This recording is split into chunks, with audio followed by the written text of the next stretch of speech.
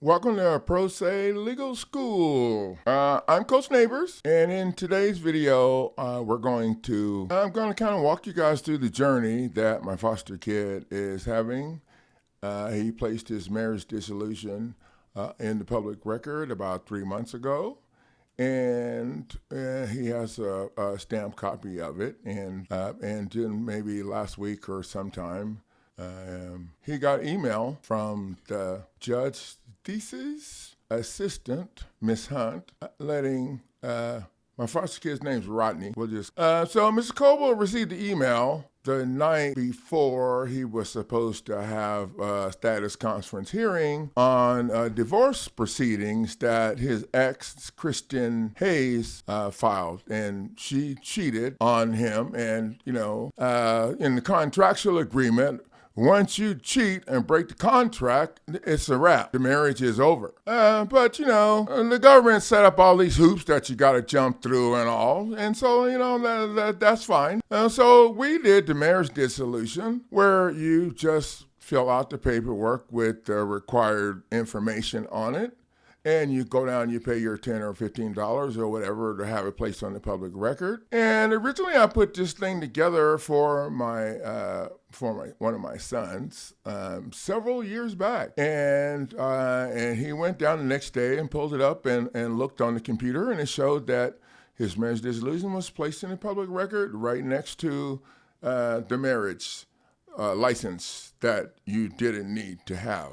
You didn't need to have a marriage license. They don't tell you all of these things. Marriage license came into play many years ago when it was illegal for interracial couples to get married. And then, the corporate thing came along, and then they connected to the church and made it all this to do. And all the time that it was making to do, the corporate, was, taking over. And so you didn't need to file a divorce. All you needed to do was have the parties, parties don't even have to agree. If someone violates the contract, then you just need to get that thing, place it in the public record, and that should be it. But it was. But the cheating ex went out and hired an attorney, Mr. Joshua Matthews, to harass Ronnie. I'm just going to call him Ronnie because I have a hard time calling him. He's part of my family. I have a hard time calling him by his last name. I'm going to call him Rodney.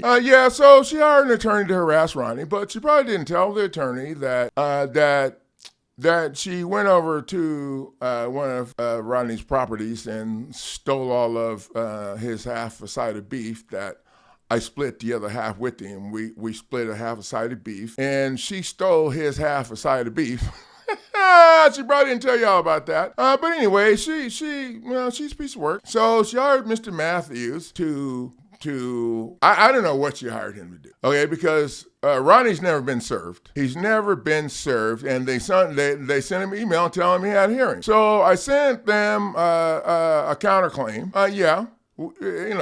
A divorce proceeding is just it's a civil matter, and it doesn't have to be handled with turning over your banking statements and your assets and all of your retirement fund stuff.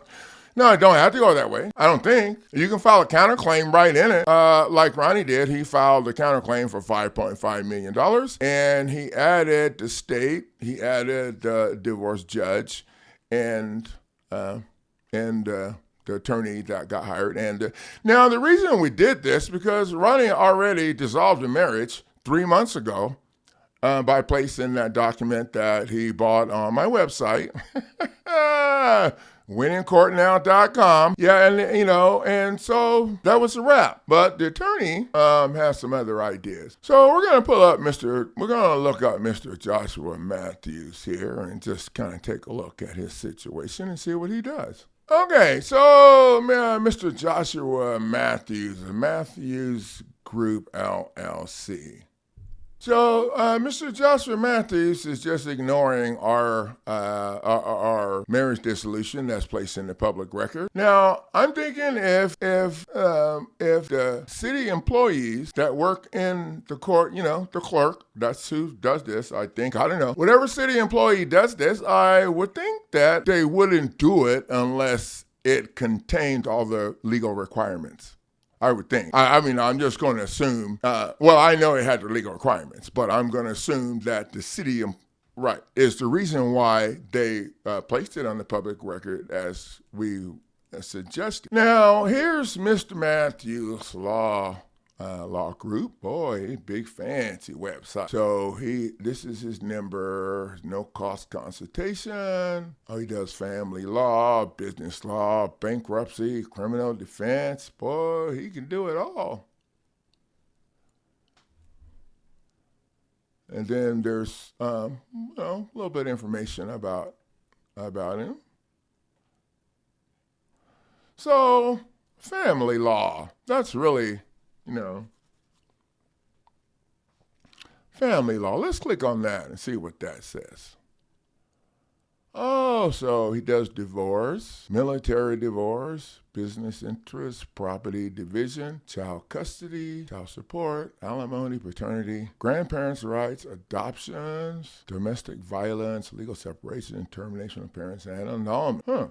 Okay, yeah, here we go. This is what we need. So this is Mr. Joshua Matthews' profile. And he's the founder of Matthews Law. And he's trained in a lot of stuff. Areas of practice, foreclosure and alternatives, bankruptcy, consumer protection, civil rights, constitutional law. Oh, he should understand the paperwork that we filed. Discrimination law, DUIs, traffic. Oh, let's scroll down here. Child support, custody, divorce, probate, tax increments, tax law, modification, paternity, dissolutions. Oh, wait. Mr. Joshua Matthews does dissolution. Why did he put his dissolution way down here instead of up here on top of the divorce? I'm sure most people would rather do dissolution than have to go through the divorce proceeding. I know, they're going to tell you, oh, you got to go get an attorney. No, you can log on to the state court website and you can pull up the forms, for dissolution and fill it out yourself. As a matter of fact, while you're looking at the forms, you'll see that all of the forms that have to do with all of this stuff are all on the website. So the attorney, I don't know, Mr. Matthews, you can come to my live stream this weekend and correct me if I'm wrong here. But I'm thinking that the attorney ain't filing a damn thing. They're just going to fill out those forms for you and take over to the court. So the attorney does dissolution, but they're trying to ignore the one that Rodney placed on the public record. Oh, well, okay, so the question is why? So what's the difference? Why is the dissolution that Rodney placed in the public record not recognized by these RICO thieves? I mean, by these people that are trying to steal money out of your bank account or whatever for all this unnecessary shit that doesn't need to go down. Why? Oh, okay. So they had a hearing yesterday, and I just kind of stood in the background over there at his work and listened on the phone. Yeah, they set you up for the second Zoom hearing after they shut down the first one when they admitted that the respondent hadn't been served. Well, he's not the respondent because he already dissolved the marriage. So right now, he's a civil rights person that's getting screwed. That's kind of how I see it. So he decided to just go, they had another hearing. And so let's back up a sec. Before the first hearing, we filed a $5.5 million counterclaim against all of the players, the state, the judge, the Lion X, and the Lion X's Lion attorney. Okay, we filed a counterclaim against them. You can file a a divorce proceeding is just a civil hearing to screw you over without being connected to the Constitution or any laws or anything. I'm just saying. So you can file a counterclaim. And in your counterclaim, if you address the fact that they're dragging your ass into an administrative court, that's not connected to the Constitution. It's not connected to any laws. It's not connected to anything except the local rules. And the local rules are the rules that these players come up with to run each corporate location, operation location. So, in my opinion, pretty much the local rules are put together to hurry up and get your ass through the program so they can get as many people as possible. So the attorney does a dissolution, so the attorney said, and I almost started out laughing. The attorney said in a hearing that the dissolution that Ronnie filed was worthless because it didn't have a judge's signature. The marriage license don't have a judge's signature. The marriage license, that's what started all this. Well, like we said at the top of the program, the license ain't required for anybody to get married. That shit was years ago for, So, if you're in an administrative hearing and you don't want to be, you can refuse to contract with these fools, and that's what he did. Trumped their ass with, your counterclaim. And then we also had a demand to strike. So we filed a demand to strike the hearing yesterday too, but the judge, or day before yesterday anyway. But, the judge wants to ignore all that stuff. And then we'll get to the judge's part after a while. We still kind of on the attorney's ass right now, so we just want to finish this up. And so the attorney, I don't know what the attorney was told, but the attorney didn't do his or his homework. Otherwise, he wouldn't be in this situation. And I'm wondering if Mr. Joshua Todd Matthews, why he didn't serve Rodney and do this thing the way it's supposed to be done. And the judge involved, Judge Theisen, it appears that she has conflict of interest. And we'll get to that in a minute. So let's just take a look at Mr. Joshua Matthews. I wonder if he's told the people that he helped get a divorce that there's an easier process that costs a lot less money. As a matter of fact, you could do it yourself. And you don't have to pay him shit. I'm just saying. I wonder if he told you that. Oh, wait, the judge has to sign it. Yeah, that's in their conventional program, the one that they structured in their head for their shit. That's how that goes. No, the judge don't have to sign nothing until you answer to their thing or you sue them for bringing it in the first place. And we couldn't answer, Ronnie couldn't answer because they didn't serve him. They just told him, dude, you got court in the morning. I know what happens. I've been doing this for a minute. I don't usually do family stuff, but I do stuff for my family. Bam, so here we are. So what happens is they just, they tell you the night before, you'll get an email from the judge's assistant, and then it says you got a hearing in the morning at 10 o'clock. So now you're rushing around. Oh, they just do the Zoom hearing now, so most people have your phone with you, so even if you're at work, you can go in the bathroom. Oh, yeah. So you tell the judge, look, judge, I haven't been served or whatever. This is ridiculous. And the judge says, well, now you know about you've been served. You got 21. Or maybe they do like they did in Ronnie's case, dismiss the first one or the hearing. Okay, but then they come back with another hearing. So what we did for the second hearing was he just went ahead and filed his lawsuit against them for the 5.5. We just did a counterclaim and see if they go sit down and leave them alone, because we ain't trying to have to do all this. But, but we're willing to do whatever it takes. So he filed a lawsuit for $5.5 million yesterday morning before the hearing. And he also filed a demand to strike. The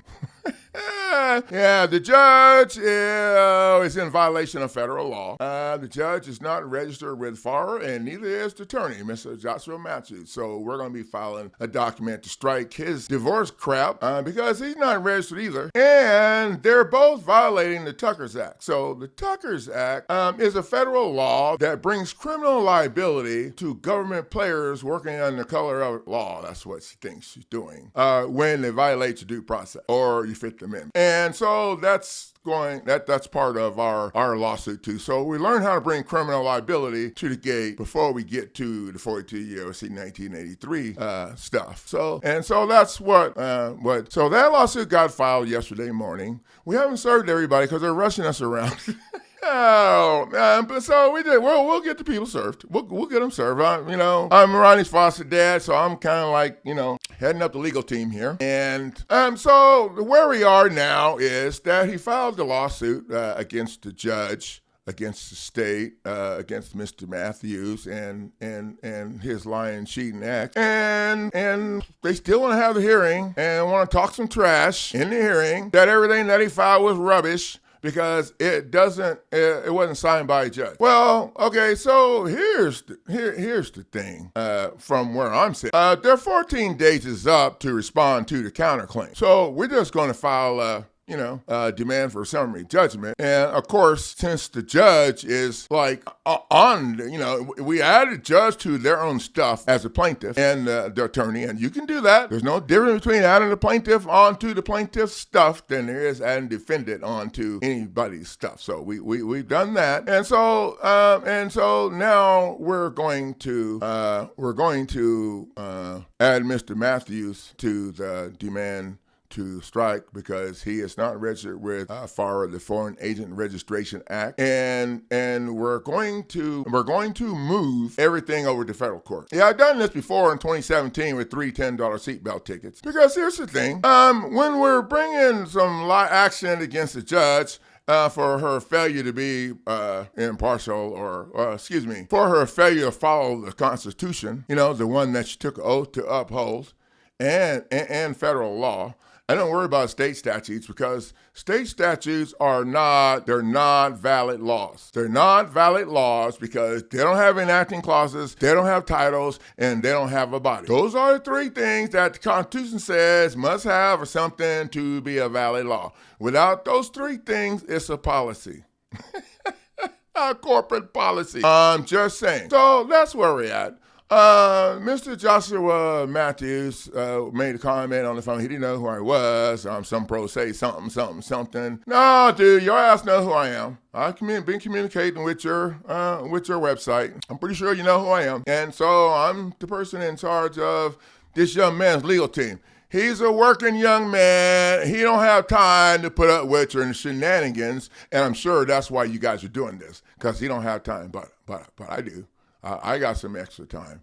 I make time for the kids. That's how I roll. So let's move on. Now, so what jurisdiction? How does the judge have jurisdiction in family court? So, family court operates from a different doctrine. I got it saved someplace or whatever, but it takes a while. They don't really want to pull that up and show you that right out the gate when you first start looking into this. But, we don't need to. We just kind of look at this. And so right here it says the jurisdiction depends on several factors. Okay. Now, what is jurisdiction in family law? Jurisdiction refers to the court that has power to hear and decide your family law cases. Personal jurisdiction refers to the court's power over you or other parties. Subject matter jurisdiction means the court has the power to hear your legal issues for family law matters. Oh, why does it have to say family law matters? Okay, so how do courts decide jurisdiction? People often live much more mobile lives in their past than in the. So what the hell has this got to do with jurisdiction? You may have moved from state to school or whatever. You find lower cost of living, move closer to family. See, this is when we don't just start out talking about what we need to be talking about. It's pretty much bullshit. So I'm just going to tell you that. I've been doing this for a minute. Okay, on a fresh start or whatever, the new state, you fall under the new state law. So that's the only thing said about law. If you move to a new state, you fall under new state laws. Okay, that's not absolutely true, because if the child was born in another state, that's pretty much where, I don't do family, but I do family. I don't do, okay. So, so if you have a family law dispute where you can live to determine that family court, where you live can determine what family court has jurisdiction. So I didn't realize it was where you lived. I thought you had to have injured party or it had to be damaged property. Okay, let's just keep it simple. Oh, so family court jurisdiction can depend on where the parties live or are physically present or location of property or assets. For example, you may file for divorce in a different state depending on your situation. Let's see, no. Let's maybe, okay, what state has jurisdiction? Oh, now we switched over to what state has jurisdiction, and they didn't really say how this court has jurisdiction or what statute they use to take jurisdiction. Oh, now down in the bottom, there's another little act that they use for the kids to get control of your kids. But no, it don't talk about the jurisdiction. And I've been over this already and looking all around on it, so I'm not going to waste a whole bunch of time on this. And the Uniform Child Custody Jurisdiction Act. So this is one way they try to say they have control. There's another doctrine that family court uses. I remember in my head about reading about it, but I don't remember what it was, that they use on the jurisdiction thing. But it's ridiculous because jurisdiction, okay, they have subject matter, they have everything. Just because I live, a block from, no, that don't make no sense to me. Okay, that does not make any sense to me. So let's look at something else. Maybe this will make more sense. Oh, that's what we looked at already. Oh, we ain't making no sense now. So, you guys kind of get a little look at that. I still haven't figured out how they think they have jurisdiction, especially after there was a counterclaim filed in the case, a demand to strike because the judge is in violation of federal laws. And then there was a lawsuit filed against the players. And, they haven't been served yet, but they were emailing copies of it. Y'all know me. And so they still want to act like, okay, so the attorney said, well, the judge didn't sign off on none of those documents. So none of that stuff's relevant. And you're not going to get out of the divorce case that easy. There's no divorce case. They're not married. We did the same thing the government's going to do after they get done stealing money, all the money out of your bank account. Okay? So, so my question is to I'm not going to call Miss Theses, I'm not going to call you judge, okay, because I don't see that you've done anything to earn that title in my mind, okay? I'm not going to call you judge. So I'm just going to ask a couple of questions. Are you an administrative judge, or is this are you a judicial judge? Is this an administrative divorce proceedings that requires consent from all parties, or is this a judicial hearing? Criminal. I don't know. I'm just, tell me. Okay, because here's the thing. If it's an administrative hearing, well, you're already in violation of the Tucker's Act. So you have no immunity. And yeah. And with the lawsuit filed against you, even though you haven't been served yet, I'm thinking that you probably need to go sit down. But I don't know. I'm not a bar member. I don't operate in an administrative court because it's all fake and violate people's due process. I'm pretty sure you're not operating from the Constitution or your oath of office that you took to what was filed, the marriage dissolution, does it not require a judge's signature? And if it does, you guys can prove that when we get done with the due process violation that you guys have caused Rodney to suffer by dragging him into administrative court without without legal authority, without anything. Got the word of a cheater that lies and steals. I'm just calling it like it is. Now, the judge, at the end of the hearing, told Ronnie, because Ronnie told him, look, I don't understand why you guys are doing this shit to me, because the marriage was dissolved 3-4 months ago. And the judge's like, oh, well, could you provide us? Oh, hell no. We're not providing you shit. If you want to check, you need to have the attorney go check. His ass should have already checked that shit after the first contact with us.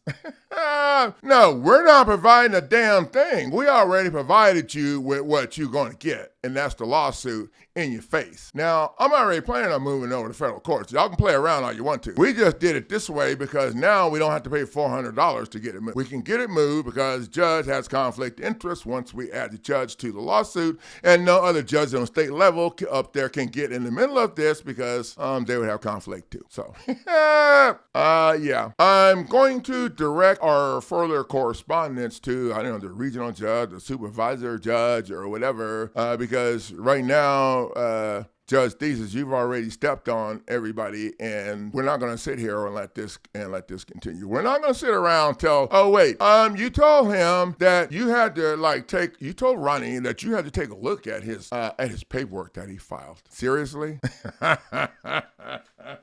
I hope that don't take too long, because you got to schedule another hearing for, I think you told me the 14th of August. So we're not going to be at that hearing.